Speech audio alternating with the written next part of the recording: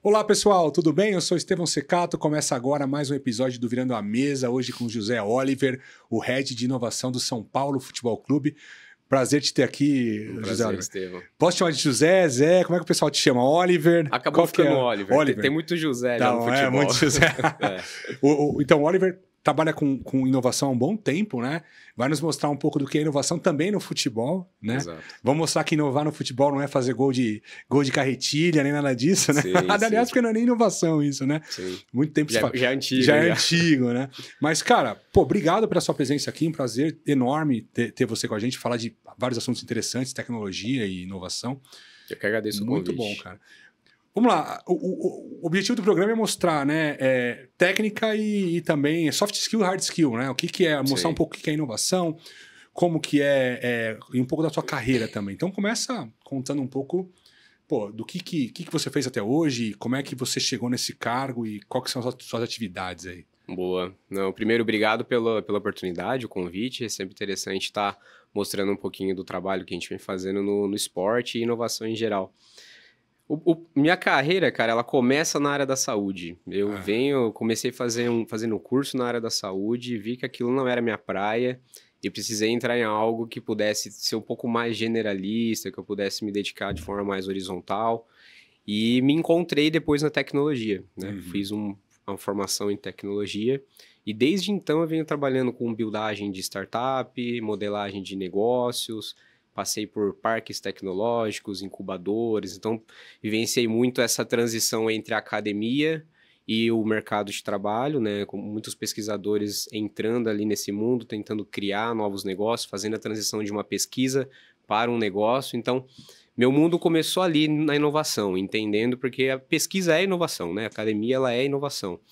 E fazendo essa transição, comecei a entrar nas corporações, passei por algumas corporações, Serasa, Experian, Santander também, trabalhei um tempo ali na parte de banking. E por último, antes de entrar no futebol, na C&A ali no varejo, sempre tocando transformação digital, transformação na parte de inovação de produto também, modos de fazer as coisas de uma forma diferente. E acabei caindo no futebol. Né? O futebol, eu digo assim, que eu peguei toda a minha caixinha de ferramentas ali da inovação, porque a inovação é isso, você tem um método, você tem as suas ferramentas, eu peguei essa caixa de ferramentas, joguei tudo fora e tô reconstruindo cada vez mais com o futebol, porque é outro cenário, é outra indústria, é outro jeito de fazer negócio, mas eu diria que é onde a oportunidade está muito maior. A gente tem possibilidades enormes ali de fazer coisas incríveis com o cenário.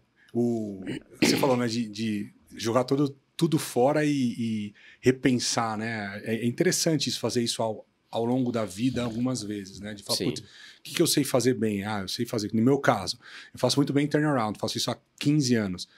Putz, talvez, será que daqui a algum tempo eu não jogo tudo isso aí fora e começo numa outra área totalmente diferente? Exato. Mas que eu vou usar as ferramentas que eu fui acumulando, né, ao longo do tempo, né? Não, interessante. Aprendizado acumulado, né? A conta, ela se paga em algum momento com o aprendizado acumulado. Sim. No tempo, você vai desenvolvendo habilidades que em algum momento, naquele cenário, você vai precisar. E eu diria que hoje, em futebol, eu estou desenvolvendo habilidades que eu não tinha, principalmente relacionada a soft skills, né? Eu diria que é um cenário árduo ali da gente trabalhar, mas muito recompensador também, cara. Então, tem muitas oportunidades. Como é que... Então, conta um pouco assim, conta pra gente. Você passou pela C&A, pela Serasa, o que você fez nessas empresas? E eu vi que você também fez várias startups, participou de várias startups, a Catum foi... Conta como é que funciona isso, cara. Primeiro, lá no Serasa, depois C&A, o que você fez legal lá? Eu entrei nesse mundo da tecnologia propriamente dita, né? Eu entendi que eu tinha um viés para criar negócios, para criar produtos, né? Dentro dessa transição entre a parte da academia e o mercado, vivenciando essa parte da pesquisa que eu comentei, eu entendi que eu conseguia fazer essa transição para produtificar um sistema, produtificar uma inteligência. E foi exatamente isso que eu fiz dentro da Serasa, por exemplo, que foi o meu primeiro lugar profissional de trabalho, assim, que veio por conta de portas abertas, por conta desses hackathons que eu participei. Uma coisa que eu coloquei na minha vida, eu preciso estar em contato na ponta com as novas tecnologias, com os novos modelos, e É um ambiente ali pujante, eu diria. Porque, como que funciona isso? cara, o Hackathon, ele é uma maratona de programação. Né? De programação? Programação. Então, você monta um time com várias habilidades, uma pessoa de negócio, com um pouco viés mais de produto, pessoas de programação, tecnologia propriamente dita, e pessoas de marketing, design, e aí você monta esse time que é considerado um squad em qualquer tipo de negócio, né? É um squad completo para poder transformar um produto. As empresas, elas jogam esses desafios, então vou até te dar o exemplo da Serasa. A Serasa, ela é um hub de tecnologia hoje em dia, e ela tem frente com vários outros negócios, e para entrar na Serasa, eu participei de um hackathon que era um desafio da Claro. E aí nós desenvolvemos um produto dentro desse negócio que era uma dor muito latente tributária da Claro. Eles tentaram resolver isso, gastaram milhões de budget ali para tentar resolver, e é um produto que eles não tinham ainda, uma acabativa, não estava pronto. Eles, cara, pensaram, vamos tentar aqui num hackathon desse. E, estudantes, pessoas que estão em contato com esse tipo de tecnologia mais nova, consegue pensar num formato diferente. Então ele apresenta um patrocinador, uma incumbente, uma empresa, ela apresenta um desafio. Isso. E aí quem quiser se inscreve para tentar resolver esse desafio. Exatamente. E aí você não sabe o desafio até no dia da abertura, para ninguém chegar com nada pronto, legal. Né? Então, é quando a gente chega lá, eles apresentam esses desafios, mostram pra gente o... O que era esse desafio, né? Era um desafio tributário. A Claro, ela tem muitos ativos hoje, e a logística tributária, a logística desses produtos, cada vez que ela dá entrada ou saída dentro de outro estado, ela paga tributos. E essa logística deles, muitas vezes, mandava uma antena para algum lugar e não fazia sentido essa antena ter ido para lá, ela voltava, pagou tributo 2 vezes, e isso não fazia sentido, então eles queriam melhorar um pouco desse processo de logística. E aí nós sentamos com o nosso time, todo o processo de ideação de produto, conversei muito com as pessoas da ponta ali, da própria instituição, da Claro na época, e desenvolvemos um produto em 48 horas. E ali, cara... 48 horas? Mas aí é virado, né? É virado, não dorme, é pauleira, a gente debruça em cima daquilo. Muita gente participa? Eram umas 150 pessoas. Caraca! 150 Grupo de 4 pessoas. Exato. Caramba! Então, e a gente pegou esse desafio, eu fazendo a modelagem, então eu faço muito a parte de pesquisa com o usuário e transformo isso num produto. O marketing trazendo, o pessoal de design trazendo ali a usabilidade do produto em si, e o pessoal de tecnologia colocando a mão na massa mesmo em código. Naquela época não tinha as facilidades de código que tem hoje em dia, inteligência artificial tão em alta, o próprio no-code, né, que é uma facilidade mais rápida de programação. Então era o hard code ali mesmo, o pessoal em que linguagem? Codando. Aí varia, né? Cada um na sua. Cada um na sua. A gente tinha o pessoal de Python, porque era o mais voltado para uma inteligência de dados, aí tinha o pessoal que ia pôr mesmo o back-end e o front-end em prática. Então é tudo times heterogêneos assim que mudam e compõem a estrutura. E esse desafio foi interessante, a gente acabou levando esse desafio, aí estudantes, né, na época uma premiação de R$10 mil para a equipe, e a gente entrou para dentro da Claro para poder transformar esse produto em prática, aquele MVP ali. Vocês foram contratados pela Claro? Isso, aí essa equipe virou uma espécie de uma empresa, a gente subcontratado da Claro para poder pôr esse produto em pé lá dentro. Fizemos um trabalho lá de 4 meses, fizemos a saída desse negócio lá dentro, e eu já estava em conversas para entrar na Serasa, porque o desafio era da Serasa, e também serve para a Serasa... Era a Serasa que fez o desafio? Exato. A Serasa utiliza esses tipos de eventos para fazer uma análise de talentos ali. Então as empresas fazem ali um catado das pessoas que mais se destacam, e aí eu assumi uma posição depois na Serasa com o viés de criar novos canais digitais. A Serasa é muito forte na parceria B2B, né? Peer-to-peer mesmo, pessoas por pessoas nas instituições que eles têm pelo mercado. E eles precisavam trazer um produto para isso, pensar numa forma que eles pudessem impactar parcerias B2C. E eu entrei para criar um canal na Serasa chamado Clube do Revendedor. Que foi um canal onde, imagina que você pega todos os produtos da Serasa que você tem possibilidade de parceria, era... Esse afiliado que é hoje em dia de produtos era algo muito novo, não existia muito ainda na época, e a gente trouxe para dentro da corporação nesse canal. e foi estouro. E dentro de 2 anos de projeto, mais de 30 mil pessoas cadastradas, faturamento de 8 dígitos. Legal, Então, legal. foi bem interessante dentro do meu processo de colocar em prática um negócio, eu diria, empreender dentro do CNPJ de alguém. Como é que é? Não é o empreendedorismo dentro da empresa, né? É o endoempreendedorismo? Qual que é? Tem um nome? O intraempreendedorismo. Intraempreendedorismo. Exato.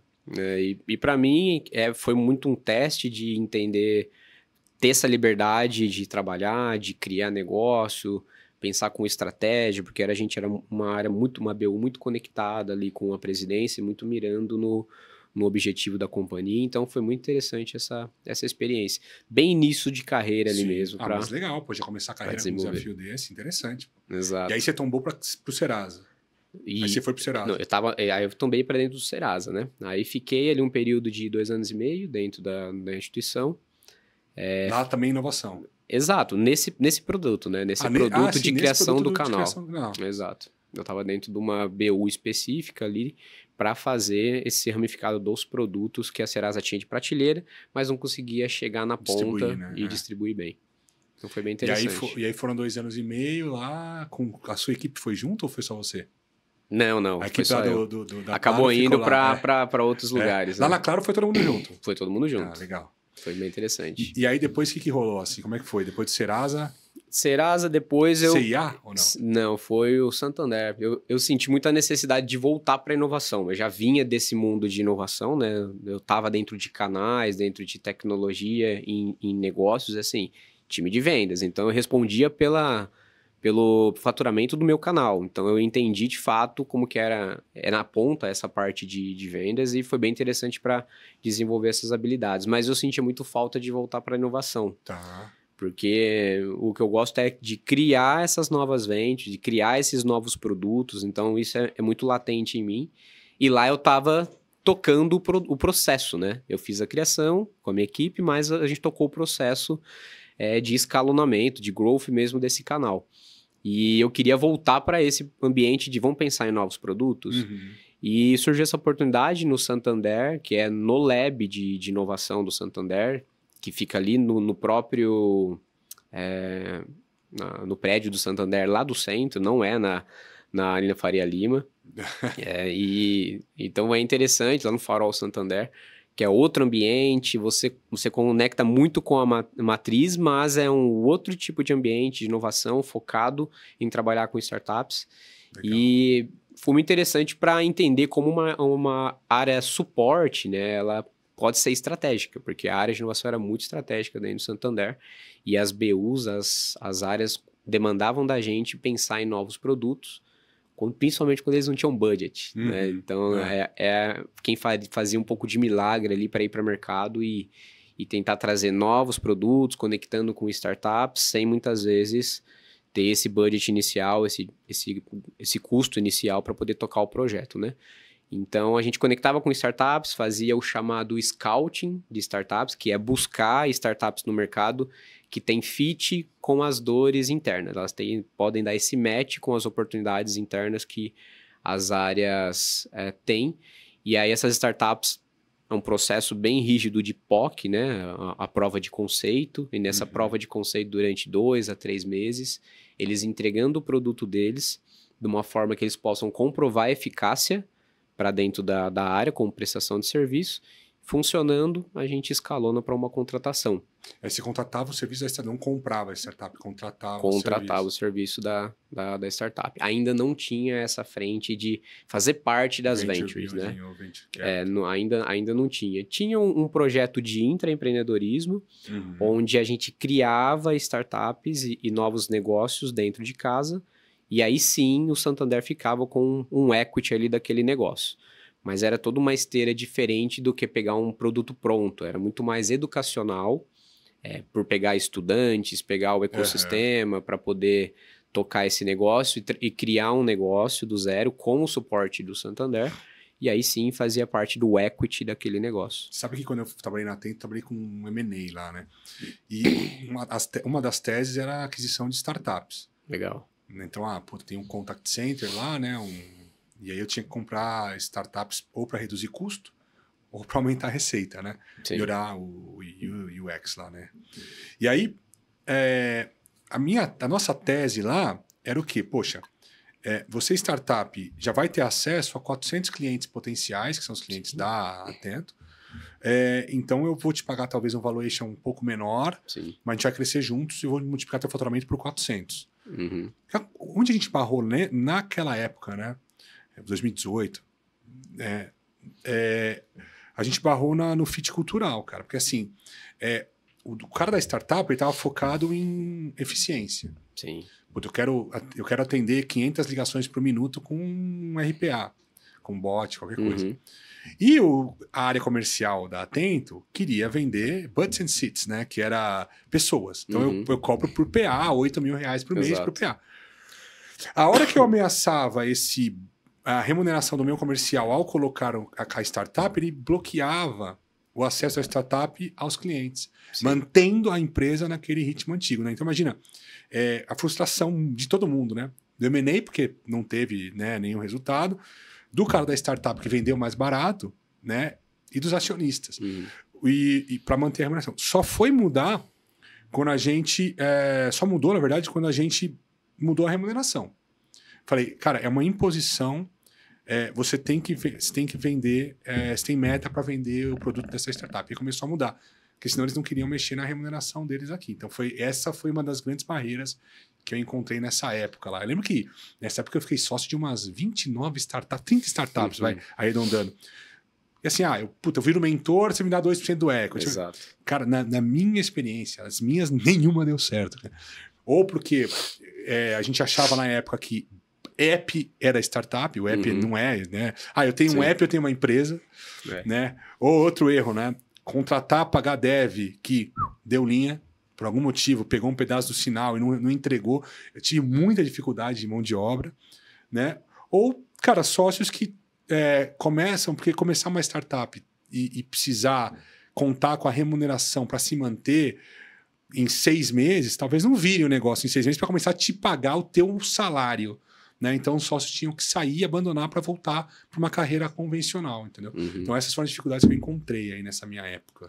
Eu acho que, assim, acredito que o fit cultural, ele vai esbarrar em algum momento se a estratégia da tese, né, do processo da companhia, diria bem top-down mesmo, não tiver alinhada. Porque você só consegue trazer uma startup e ela quebrar uma barreira cultural que você já tem há anos dentro do seu negócio, se aquilo já está alinhado de forma top-down. Top-down, né? Exato. Então, se veio top-down, por exemplo, o teu comercial, ele não vai poder barrar a entrada dessa startup, porque eles vão somar. Em algum momento, esse faturamento, a meta é dos dois. Se você traz isso com uma estratégia em conjunto, você consegue lidar com essas adversidades da competição interna. Né? Porque a competição interna, um negócio pode sim matar o outro. Sim. Eu já vi BUs matando outras BUs, porque não tem esse alinhamento de direcionamento certo para onde o barco está indo, né, da companhia. Mas você vê que é uma ingenuidade, né? Porque, por exemplo, você vai morrer de qualquer jeito. Sim. É melhor que você dentro de casa, com quem está aqui, e a gente consiga se alinhar ainda, do que vir alguém de fora e ser disruptivo para a gente aqui dentro. E matar o mercado todo, o seu mercado todo. Exato. Né? Exatamente. E aí saindo, e lá no Santander, você tem alguns exemplos, assim, o que vocês fizeram lá de produto? Tem. O Santander é assim, cara, eles pegam os principais produtos e tentam melhorar para eles ficarem melhores ainda, né? Então, produto de crédito, como fazer, tem algumas coisas que eu não posso entrar em detalhes. Inovações incrementais, né? Inovações incrementais. Então, como você fazer uma melhor análise de crédito para ser mais assertivo para quem você disponibiliza crédito, esse era um dos produtos. Produtos de microcréditos também, como que você atinge ali uma população que ela vai precisar daquele microcrédito para um capital de giro rápido, principalmente pensando em MEI. Hoje o MEI ele é muito lesado pelos nossos processos de crédito, porque ele não tem comprovação financeira, ele não consegue ter um fluxo de caixa para poder ter acesso a crédito. Então, a gente analisava muitas startups que tinham esse processo, esse tipo de produto, aprendia com eles e começava a tentar trazer um pouco desses produtos para dentro por meio deles. Principalmente o white label, é o cara que vai rodar esse negócio, mas nós, como a máscara, fica do nosso lado, né? O Santander que está ofertando, mas por trás tem uma outra empresa ali que está fazendo essa operação. Então, esses são alguns dos exemplos. Tem alguns exemplos até mais interessantes de como eles entram na vida da pessoa para poder entender de fato, dentro de smartphone, rastreável de consumo, para poder melhorar a sua qualificação como pessoa e poder ofertar um crédito mais específico. Então, cara, tem bastante tecnologia dentro disso e pode ter certeza que seus apps de banco hoje em dia têm esse tipo de tecnologia, eles sabem da tua vida. Onde você fica a maior parte do tempo, para saber mais ou menos onde você mora, tem uns negócios desses. Exato, exatamente. Interessante. E aí como é que foi? Santander, daí do Santander, como é que... Aí foi C&A. Eu entrei ali logo pandemia, fiz a transição para C&A. A C&A estava passando por um processo de transformação digital muito grande. Para você ter noção, a C&A até pandemia não existia e-commerce. Eles não tinham vendas digitais, né? Porque a tua galinha dos ovos de ouro é o físico, âncora, a loja, né? Então você não precisa inovar tanto para criar um negócio desse jeito. E aí tiveram que tombar várias BUs para o digital, uma transformação digital. Uma transformação digital. E o vestuário, a moda, né? O setor de moda e vestuário, no Brasil ainda a transformação digital ainda está tardia, né? Ainda não tem, né? A experiência que tem nos Estados Unidos, por exemplo, acho que na época, no meio da pandemia, a informação que eu tinha era que 20% das vendas de moda nos Estados Unidos eram digitais. E no Brasil ainda era 2%, né? Então, não sei como é que tá isso hoje. Você pega o fast fashion, né? Que é o que diz, tá quebrando, rompendo barreiras, né? Já rompeu mais, a Shein, essas outras marcas, às vezes romperam barreiras, trazendo isso para dentro do mercado. E essas marcas precisaram se modelar para poder entrar nesse mundo, né? Então, eles passaram por esse processo de transformação digital, mas tinha algumas pessoas que não estavam preparadas para isso dentro da companhia, que eram quem? As próprias produtoras, as mulheres de produto, e na sua maioridade, que fazem o produto, desenham a peça, fazem a compra disso lá na China, dessa matéria-prima, fazem todo o processo de logística para daqui tanto tempo estar dentro da loja. Então, elas precisavam se adequar, porque o processo de construção de um produto era mais ou menos 1 ano e meio. Você pensou, Caramba, você pensou 1 ano e meio? Você pensou num desenho hoje, para daqui 1 ano e meio ela tá na loja. Em 6 meses já ninguém quer, 1 ano. Exatamente. Então, existe muita ciência em cima disso, delas tentarem antecipar tendências, saber o que o mercado está fazendo. E eu entrei para trabalhar um pouco mais esse lead time, né? De como que a gente sai de 1 ano e meio para algo que possa ser mais rápido, para poder estar logo na loja, para fazer igual a Shein faz, de que 1 semana eles constroem um produto, já está disponível para você poder comprar.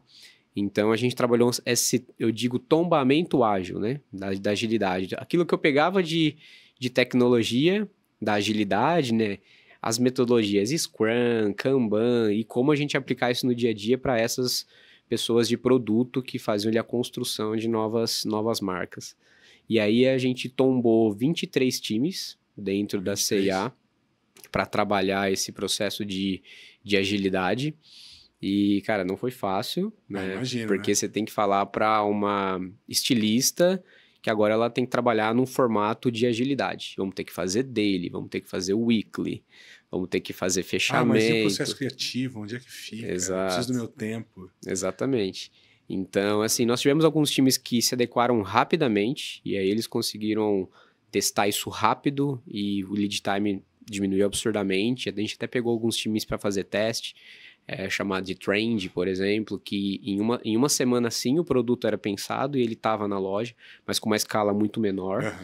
Mas o principal processo foi pegar a grande parte dos times que eram históricos lá dentro, das grandes marcas da C&A, as grandes verticais, eu digo jeans, como é que top, lá a C&A, vestuário. eles não têm a marca C&A, ou eles têm marcas próprias? São marcas próprias dentro da própria C&A. Da própria C&A. Exato. Tem marca de terceiro também? Ou não. Então não. Todas as marcas que estão na C&A são marcas próprias? Marcas próprias. Com fabricação a fabricação terceira. Exato. Então, parte da fabricação é brasileira e parte da fabricação é fora. Esse 1 ano e meio de lead time, principalmente para essas fabricações de fora, que você tem que fazer o trâmite com a matéria-prima, ou produz lá, ou você traz a matéria-prima para cá e joga nos seus fornecedores brasileiros. Então, o processo de transformação ele foi além da própria C&A.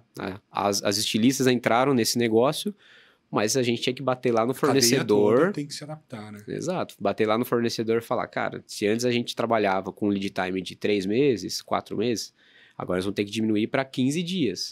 Ah, mas eu não consigo te entregar isso. Tá bom, o que você consegue entregar? Porque parte da cadeia de suprimento que ele tinha, a gente poderia trabalhar de uma forma mais rápida. Então, foi uma adequação, né, para trabalhar em cima disso. Não foi fácil, mas os lugares que rodaram, a gente conseguiu ver o faturamento indo muito rápido, porque culminou com muitas coisas, né? Produto rápido pensando em tendência, disponibilização rápida no e-commerce, porque aí, a partir daí, a gente já tinha um e-commerce. Então, mais rápido na palma do cliente para ele poder ter acesso a esse produto. Então, foi assim, o escoamento desses processos, dessas peças que eram criadas de forma mais ágil, era absurdo. Era muito diferente das outras que tinham todo um processo de construção que era 1 ano e meio antes. E em quanto tempo vocês fizeram essa transformação? A média do lead time foi para 6 meses. 6 meses. 6 e em meses. quanto tempo vocês implementaram isso? Quanto tempo durou esse projeto?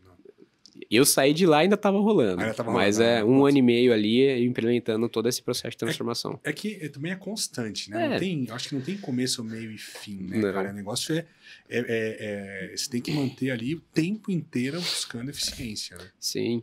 E assim, eles têm que estarem pensando como que o mercado está se adaptando. Então, cada vez que surge um negócio novo, tem que pelo menos fazer um teste daquilo dentro do seu ecossistema, porque, querendo ou não, o ecossistema de uma C&A da vida é muito maior do que o ecossistema de uma loja especificamente digital. Mas se a gente pega isso e traz para o nosso ecossistema, o poder de distribuição ele é muito maior. Sim. Né? Porque você consegue drivar ações na ponta de loja, lá na gôndola, e drivar ações na sua estratégia como um todo dentro do digital. Então, quando você linka as duas coisas, o poder é muito maior do que uma loja que é puramente digital. Né? Eu tenho um amigo meu que ele investiu numa startup que ela faz as vitrines de lojas e ela muda de uma forma ágil também, conforme demanda do cliente, o negócio dele. Cara, eu não entendi direito, mas assim, é tipo um fast vitrine. Certo. Né? Assim, é no varejo também. Sim. E é também esse conceito, cara. Assim, em uma semana ele tem que trocar a vitrine toda e a posição e tal, para atrair sempre o cliente para entrar na loja, né? Exatamente. Pensa comigo, o digital ele faz isso rapidamente. E como o digital é na hora ali, né? Como que você faz isso lá na loja? Você driva, por exemplo, visual merchandising. É uma operação. Para você mudar uma prateleira, o formato e pensar num VM que vai apresentar de forma diferente uma oferta, é uma operação, porque você tem que drivar em todas as suas cadeias de loja. Né? Esse negócio da inovação constante é interessante. É uma coisa que eu sempre falo, né? Imagina que tem um mercado de 200 peças ou 200 mil reais. Aí o mercado total é 200 mil reais. A minha empresa fatura 100, a sua empresa fatura 100. Então temos um mercado de 200, eu faturo 100 e você 100. Só que sua margem é 50% e a minha é 10%. Então você ganha 50% e eu ganho 10%. Beleza. Num cenário pandêmico ou qualquer outra crise, se o mercado cai para 100%, se você der um desconto, cara, de 30% no seu produto, você ainda ganha dinheiro. Só que eu fico negativo. Eu não consigo te acompanhar no desconto, então eu perco 100% da minha receita. E você mantém o seu mercado. O ponto é, se você não busca eficiência constante, o teu concorrente vai buscar. E numa crise, cara, ele vai ganhar mercado. Exatamente. Então essa é a minha grande provocação que eu faço nas empresas que eu lido, né? Vamos buscar inovar. Eu trabalho com turnaround, reestruturação empresarial. Sim. Mas toda empresa, ou 90% das empresas com as quais eu trabalho, tem oportunidade de transformação, de inovação incremental. Eu não quero pegar o que o cara já sabe fazer de bem feito e montar. Eu peguei uma empresa que fazia suporte para mesa. Cara, nada a ver. A gente criou um app. Começamos a criar um app, porque depois faltou funding, que é um outro ponto que tem que ser considerado, Sim. Mas de design. Puta, mas será que o cara precisa disso, de app de design? Sei lá, cara, mas era algo que fazia sentido, os donos adoravam, tinha gente de dentro que gostava de fazer, então aproveitar as capacidades da empresa, né? Exato. Então é interessante pensar nisso, né? Eu acredito que, assim, cada vez mais a empresa tem que pensar no conceito de ecossistema. Sim. Porque se você tem... Eu bato muito esse ponto hoje no futebol. A hora que a gente entrar no assunto do futebol, isso é importante. Cada vez mais, se você pensar em ecossistema, que são produtos correlatos ao seu, você consegue, de certa forma, trabalhar loyalty, porque se você não fisga o cliente aqui com esse produto core, Talvez em outro você vai fisgar. E ele vai, de certa forma, suprir o seu ecossistema. De qualquer forma, ele deve estar no seu radar, né? Então, se você pensa em trazer produtos que são correlatos, mas não faz sentido nesse momento, mas é correlato, em algum momento ele vai fazer sentido. Traz uma parceria no começo. E vai linkar para esse negócio, esse cliente e transformar ali a fidelização dele de alguma forma para estar em contato com o seu produto final em algum momento. E como é que veio? Vamos falar de futebol agora. Segurei a audiência até agora para falar de futebol. É um assunto curioso, a galera gosta bastante. Conta aí, como é que é inovar em futebol, cara? Como é que você chegou no São Paulo e como é que funciona lá teu dia a dia? A área de inovação, ela nasce no futebol pensando muito na questão da profissionalização. Hoje existe muito a questão, um clube ele vira uma SAF ou não, ou ele fica ali em cima do muro entre uma SAF e uma associação e ela trabalha o melhor dos dois mundos, porque se eu viro SAF, eu começo a pagar imposto no dia seguinte. Se eu continuo a associação, eu tenho uma série de isenções que facilitam o meu trabalho no dia a dia e tenho acesso a outras coisas que uma SAF não tem. Então, existe esse mundo assim de vamos profissionalizar antes de tornar uma SAF? Trabalhar essa transição um pouco mais fácil, né? Que a gente possa daqui um dia. Se um dia virar SAF, eu acho que é um caminho sem volta. A maioria dos clubes vão acabar virando para isso. Os clubes maiores vão demorar um pouco mais, porque tem todo um processo político por trás e que é necessário também manter a instituição também de pé. Mas a inovação ela vem como fazer esse negócio um pouco mais fácil, interligando as outras áreas. Eu digo que é uma área suporte, né, porque eu não tenho trabalho se as outras áreas, as outras diretorias não trazerem insumos para a gente poder trabalhar a inovação, para a gente poder melhorar o processo como um todo. E a área ela surge com 2 grandes pilares ali dentro do São Paulo Futebol Clube, que é o pilar de profissionalismo, né, a gente chama de eficiência esportiva, que vai também na ponta do futebol, no iceberg, na ponta do iceberg que é o futebol, mas ela também fica ali permeando a parte administrativa, de gestão, e que um clube precisa disso para também evoluir como um todo. E o outro vertical é a geração de novas receitas, como que eu aproveito todo esse meu canal de distribuição, porque hoje um clube de futebol é um canal de distribuição, as marcas veem isso, o clube como um canal, uma vez que você estampa na camiseta a sua marca, automaticamente o São Paulo, o clube, está ajudando a distribuir aquele produto para esse público, né? Então, é visto como um canal de distribuição.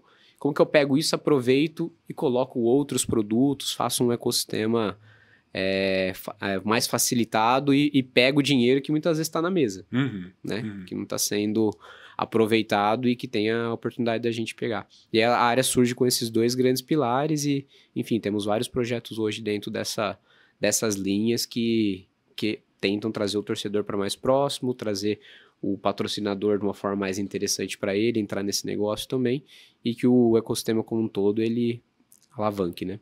Mas como é que funciona de forma prática, assim, exemplos? Um exemplo de geração de receita ou de eficiências internas, o que vocês estão praticando lá? Nós temos algumas verticais. Tudo que eu fiz no passado serviu para, quando eu entrei... Fala assim... Aí você fala telecom, Serasa, banco, varejo, né? Sim, vamos... É interessante juntar tudo isso. Exatamente. Vamos estruturar. Eu entrei para estruturar a área de inovação dentro do São Paulo e principalmente com esse desafio. A área precisa ser autossustentável, né? A gente precisa começar a gerar receita, precisa pensar no que está na mesa para trazer para dentro do clube. E vão surgindo vários projetos. A inovação, por conta própria, é um tema ainda meio cabeludo no mercado, né? Hoje em dia, o que a gente mais vê dentro desse mercado é áreas de inovações morrendo, né?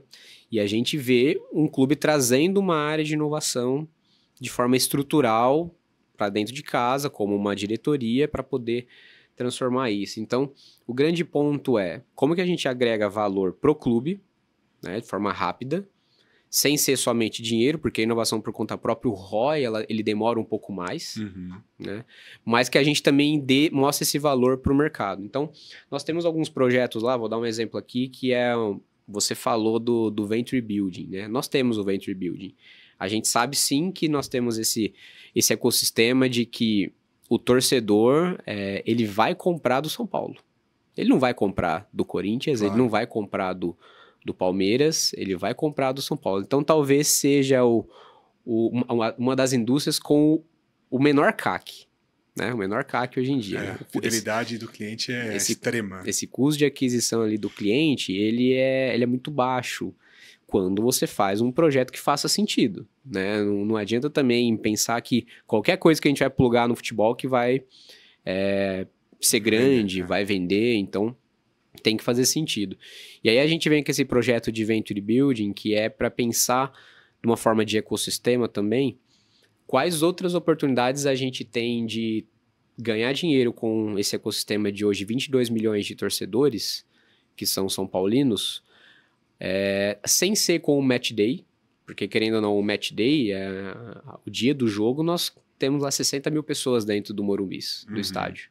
Mas como que eu entrego outros produtos para ele que no dia a dia ele vá consumir e tá próximo do nosso ecossistema, né? Então, a ganhar dinheiro além disso e também ganhar dinheiro além do trade de jogadores, porque é isso que a maioria dos clubes acabam vivendo, né? Compra e venda de jogador e o processo de match day que faz parte do grande faturamento.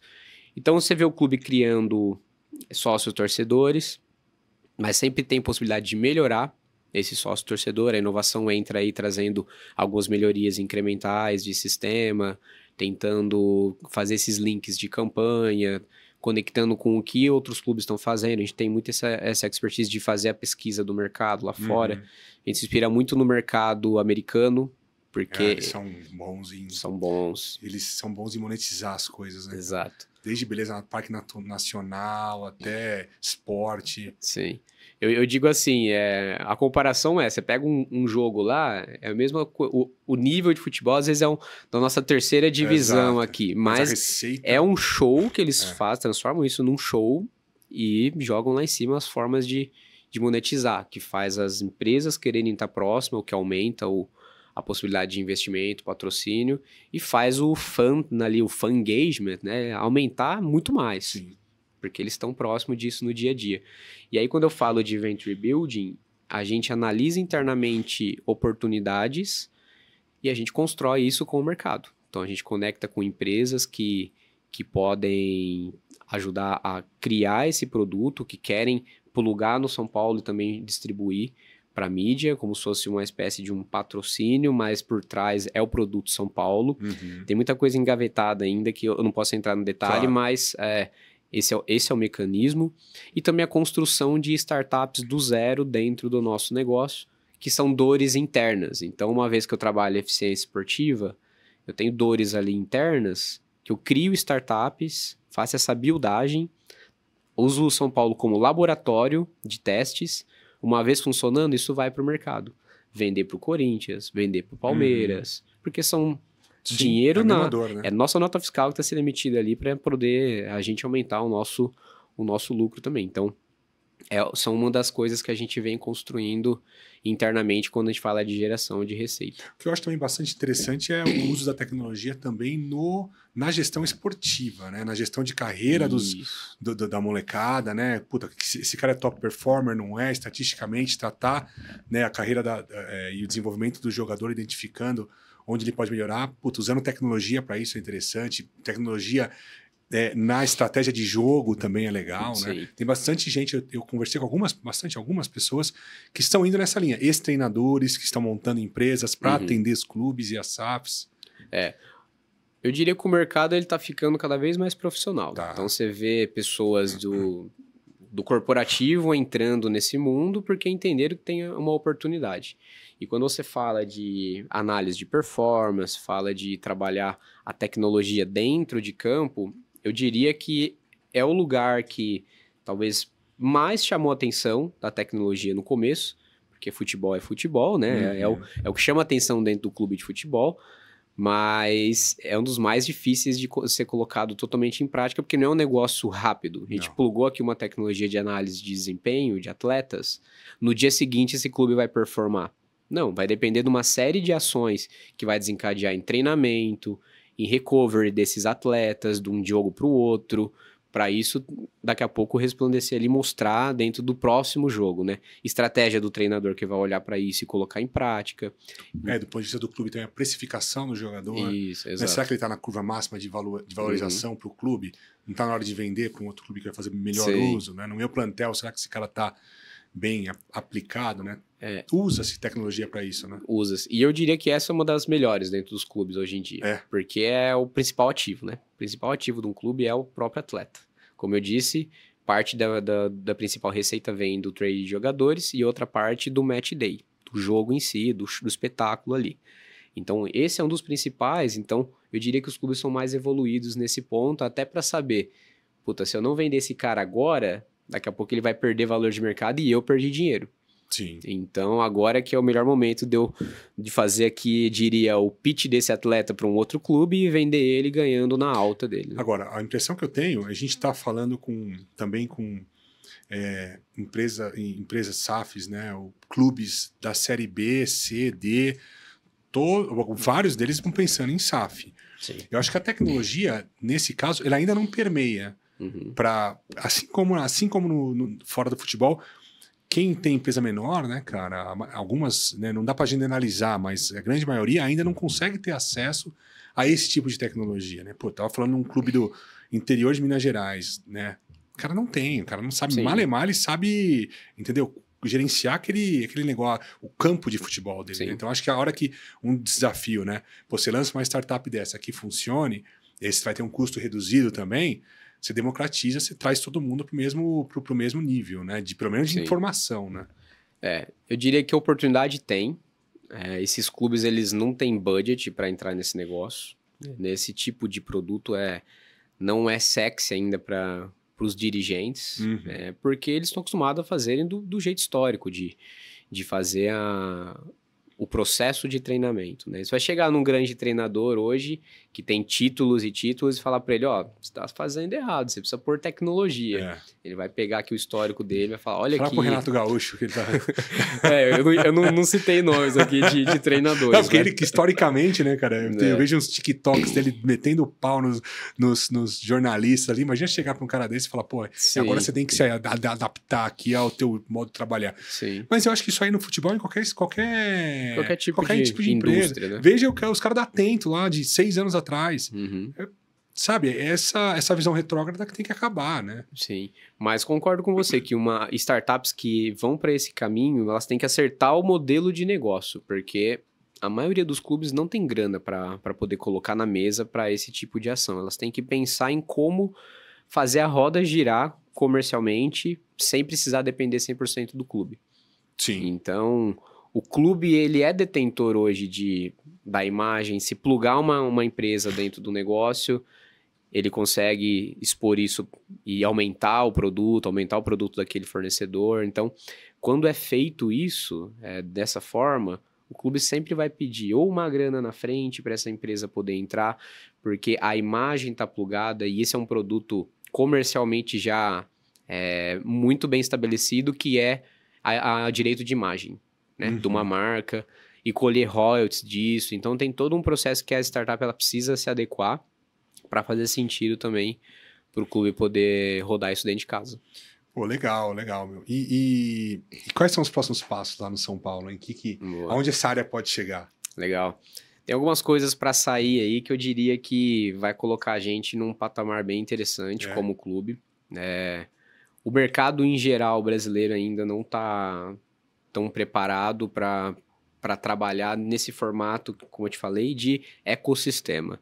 E se a gente fala de ecossistema aqui, a melhor forma de fazer isso não é criar do zero um negócio. É pegar aqueles negócios que já estão prontos e colocar no nosso canal de distribuição, Sim. que hoje é o nosso ponto mais forte, né, diria eu. Então, possivelmente em breve aí a gente vai ter alguma informação no mercado onde nós vamos poder fazer parte de outros negócios também, tá dentro de outros tipos de oportunidade, pensando tudo nessa prateleira de produtos que a gente possa fidelizar, fazer esse loyalty com o cliente, com o torcedor, né? Que no dia a dia dele, que ele vai abrir um produto que não que possa ser financeiro, um exemplo, mas seja um produto do nosso clube, que ele vá no seu produto de saúde e possa ser também do próprio clube, para que, de certa forma, ele esteja ali sempre permeando o nosso ecossistema. E aí, cara, tem os heavy users, que são os caras que saiu a camiseta nova, ele tá lá na fila para comprar. E da mesma forma, sai um produto novo, ele cancela o produto atual dele e contrata o produto que é do clube. Então, a gente sabe que tem uma grande oportunidade aí para as pessoas que gostam do clube ou às vezes estão longe daqui de São Paulo, não estão fisicamente próximas, mas querem estar mais próximo do clube do coração e poder pegar essas oportunidades que a gente possa colocar como novos produtos na prateleira. Então, vem algumas novidades aí do instrumento que a gente vai pôr no mercado para poder facilitar um pouco esse meio de campo. Então, Oliver, obrigado pela sua participação aqui no programa. Fica, as portas abertas aí. Me convida para os Jogos do São Paulo. Apesar de eu não torcer para São Paulo, eu vou para Gorá, né? Vou para Gorá. Todo sucesso para vocês aí. Vou te colocar no meio da Independente, da torcida organizada. Não torço para ninguém. Eu torço pro Lyon. Pro Lyon, na França. Boa. Tá? Então, é isso, cara. Obrigado pela participação aí. Fechado. Eu que agradeço a oportunidade. Valeu, pessoal. Obrigado. Nos vemos no próximo episódio e até breve.